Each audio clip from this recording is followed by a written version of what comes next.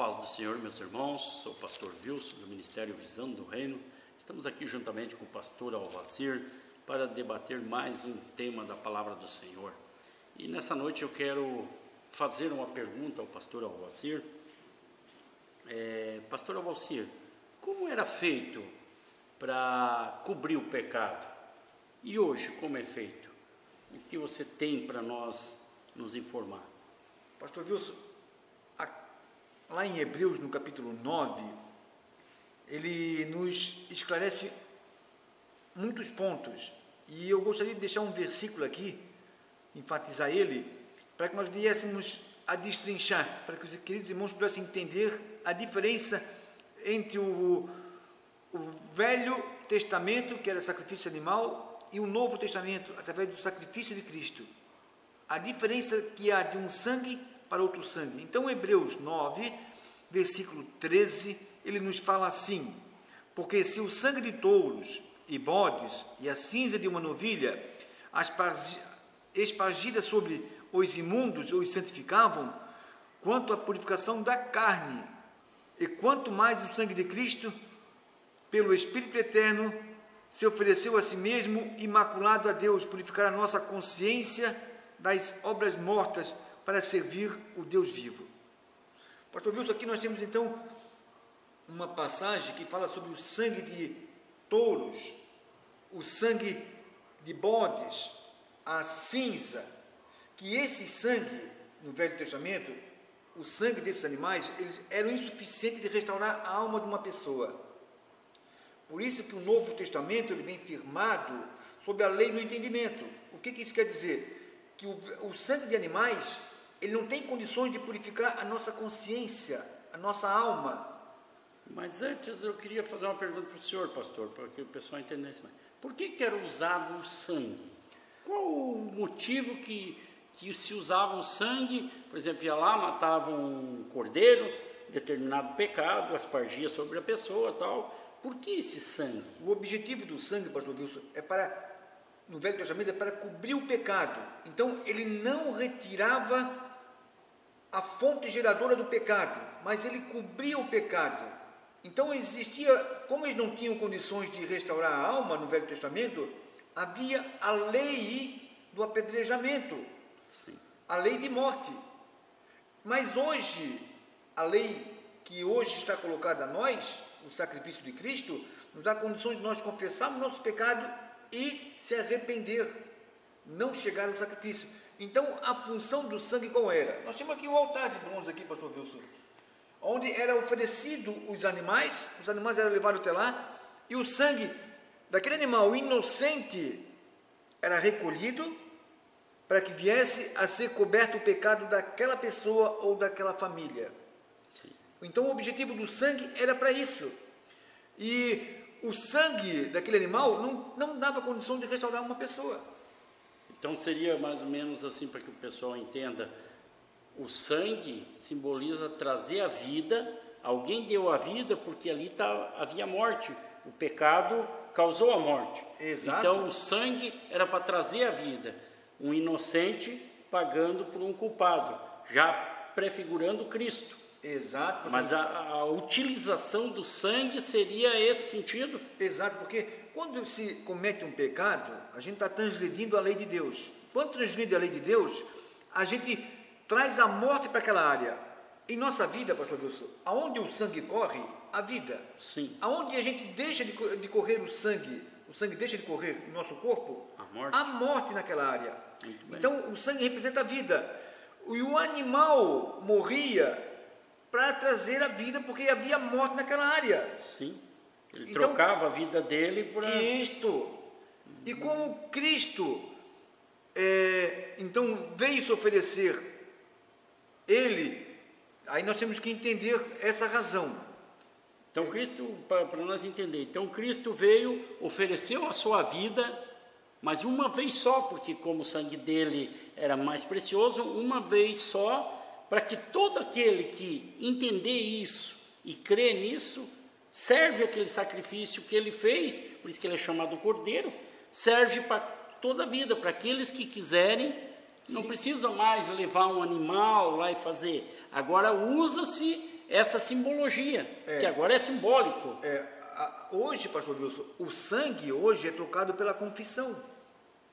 Quando a gente confessa o nosso pecado, a confissão entra na forma do sangue derramado.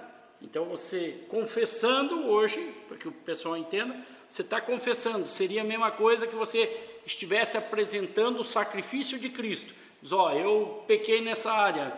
Quando você vai pedir perdão, você está apresentando o sacrifício de Cristo para que aquele pecado seja anulado. Exato. Seria isso? Exato. É porque o povo precisa entender esses detalhes, pastor.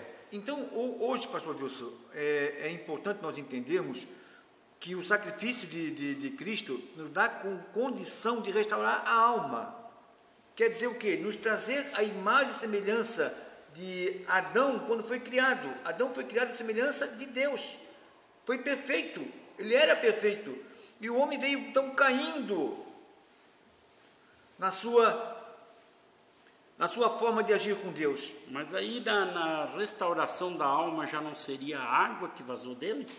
Porque o que traz a limpeza, porque o que seria a água? A palavra, né? Sim. A palavra simboliza as regras de Deus. Então ele vai tirar, Cristo dá essa condição de nós tirar as regras do inimigo para trazer as regras de Deus na nossa mente. Isso, pastor Wilson. Porque o sacrifício, o sangue para o pecado, né? Aí a água, lá em João 19:34, que fala quando o soldado fura, que daí verteu primeiro o sangue, depois a água. Então ele está dizendo que o sangue de Cristo cobre os pecados, mas a água dá a condição de limpar a fonte que gera o pecado. Seria o profeta Ezequiel, lá no capítulo 36, versículo 25 a seguir, ele fala assim, pastor Wilson: então espalharei água pura sobre vós, e ficareis purificados de todas as vossas imundícies, e de todos os vossos ídolos vos purificarei. Então o profeta Ezequiel já estava falando ao povo de Israel que viria esse conserto, essa água pura. Então quando Cristo estava sendo crucificado, o soldado lança ele, transpassa ele com a lança e perfura ele, sai sangue e água. A água simbolizando a palavra que viria em nossa mente para limpar. Ou como entra lá em João, no capítulo 8, versículo 32, conhecereis a verdade e a verdade vos libertará. Quem é a verdade? A verdade é a palavra. Essa palavra tem que instituir um governo. Sim. E instituir o seu governo, o seu reino. Então, essa água pura está simbolizando aquela água que vazou do corpo de Cristo. E isso dá condições de restaurar a nossa consciência, a nossa alma. Porque a palavra é a regra de Deus, né? Certo. Então, essa regra ela vai vir no lugar da regra errada que está na nossa mente. O sangue cobre o pecado. Então, quer dizer que eu confesso, como nós chamamos aqui o primeiro altar, né? O altar de bronze. Eu faço esse altar de bronze na minha vida, quer dizer, eu apresento o meu pecado, peço perdão, abandono o pecado e começo a usar a palavra, a regra de Deus, para gravar ela no meu entendimento. Seria esse caminho? Isso, pastor Wilson. É importante nós frisarmos aqui, tá? Que o sangue de Cristo, quando fala de sangue, está falando sobre pecado. Sim. O sangue cobre o pecado, ele não cobre a iniquidade. Isso. Porque a iniquidade, ela só é lavada pela palavra. A palavra que dá essa condição. Sim. Então, o que o sangue gera numa vida de uma pessoa? O sangue gera uma proteção parcial, não total. O que o sangue pode fazer com que não chegue numa vida de uma pessoa? A destruição. Então, todo lar que tem o sangue de Cristo sobre a sua vida, não estamos falando da água, estamos falando do sangue. A água, então, dá a condição de trazer a plenitude, a totalidade do concerto da palavra de Deus num ser. Mas o sangue traz uma proteção parcial. Então, tudo que fala em destruição, em misérias, em Em escassez total, o sangue traz proteção. Mas a água já limpa, né? É o que vai dar plenitude. Isso. É o que vai nos restaurar totalmente a nossa mente. Por isso que nós seremos considerados o povo de Deus. Ele será o nosso pai e nós seremos seus filhos. Como diz o profeta Ezequiel, relata. Mas graças ao sacrifício de Cristo. Por isso que sai sangue e água. Mas é importante o que, pastor Wilson? Nós entendemos o que? A diferença entre o sacrifício de Cristo e o sacrifício animal. Mas uma coisa me chamou a atenção, pastor. Então, Cristo, ele cumpre também a primeira aliança. Porque a primeira aliança é se livrar do pecado. Quer ver um exemplo, pastor Wilson? No Velho Testamento, como a insuficiência do sangue do animal era limitado, que com relação ao Velho Testamento, a lei do adultério, quando um homem cometia um adultério, ele era apedrejado e morto. Quando era pego no ato, quando fazia pego. o ato. Isso, quando a pessoa cometia o adultério que era pego, ele era apedrejado. Enfim, todas as leis de morte acontecia esse fato. Mas o que eu quero dizer com isso? Que com relação à lei do adultério, lá tinha pena de morte. Hoje, nós somos cobrados muito mais, porque lá só era pego no ato. Agora não. Só era considerado pecado no ato. No ato. E agora já... E hoje, se eu pensar na minha mente, eu tiver um desejo, onde dentro de mim existe uma balança, e eu perco esse domínio, esse equilíbrio entre mim, pastor Wilson, eu gero esse adultério, esse pecado... Mesmo sem cometer o ato. Mesmo sem cometer o ato. Sim. Então, essa aliança também nos cobra mais. Ela nos dá benefícios melhores, né? Sim. Mas também ela me cobra mais. Quer ver um outro exemplo? Antes era olho por olho, dente por dente. Sim. Eu te fazia o mal, tu podia me cobrar dentro da mesma lei. Hoje não. Hoje, se eu te faço o mal, tens que retribuir com o quê? Com o bem. Por que com o bem? Porque agora eu tenho condições de te retribuir com o bem.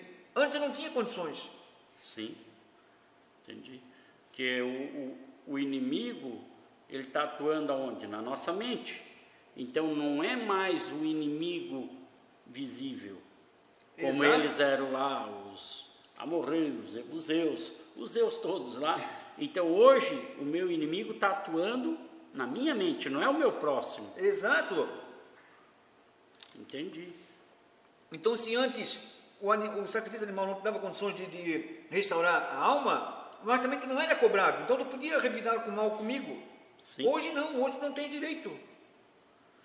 Na verdade é um melhoramento a aliança que Cristo trouxe, a condição que Ele trouxe, porque Ele traz nós para um padrão que nós podemos nos defender do mal sem agredir o próximo, porque o mal não é o meu próximo, é o que atua no meu próximo e atua em mim. Exato.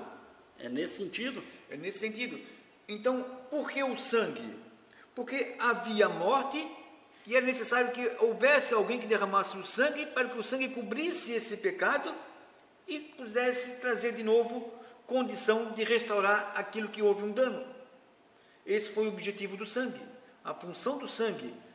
E quem pagava o preço era alguém inocente. Então, se eu, por exemplo, hoje, eu só usar o sangue, eu posso ter salvação, posso, mas eu vou ficar sempre indo e vindo. Então, tem gente que diz que Cristo aboliu a lei. Não, Ele veio e trouxe uma forma melhor de cumprir a lei. Tanto é que Ele deu o sangue dele para cobrir o pecado, mas deu a água para limpar a fonte que gera o pecado. Exato, pastor Wilson. Então, quando nós falamos do sangue, pastor Wilson, aqui, o sangue ele te dá condição de tu viver dentro de uma vontade de Deus. Mas seria a lei limitada. na pedra, praticamente? A lei na pedra.